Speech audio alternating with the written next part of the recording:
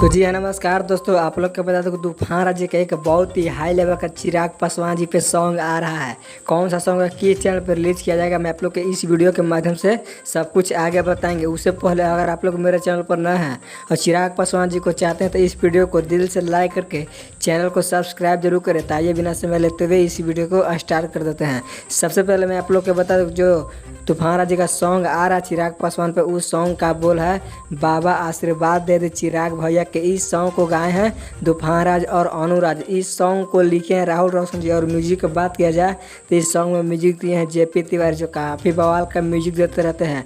और आप लोग को बता दूं कि इस सॉन्ग को कल सुबह तूफान राज ऑफिशियल यूट्यूब चैनल के माध्यम से सुबह 6 बजे रिलीज़ किया जा रहा है। तो आप लोग इस सॉन्ग को देखने के लिए ना भूलिएगा, क्योंकि तूफान राज बहुत ही हाई लेवल का इस सॉन्ग को बनाए हैं। तो आप लोग क्या लगता है कि तूफान राज का इस सॉन्ग बहुत ही तहलका मचाएगा? तो आप लोग इस कमेंट के माध्यम से अपनी राय सुझाव जरूर दें। और अभी तक मेरे चैनल को सब्सक्राइब नहीं किए तो सब्सक्राइब कर लें। तो मिलते हैं नेक्स्ट वीडियो में।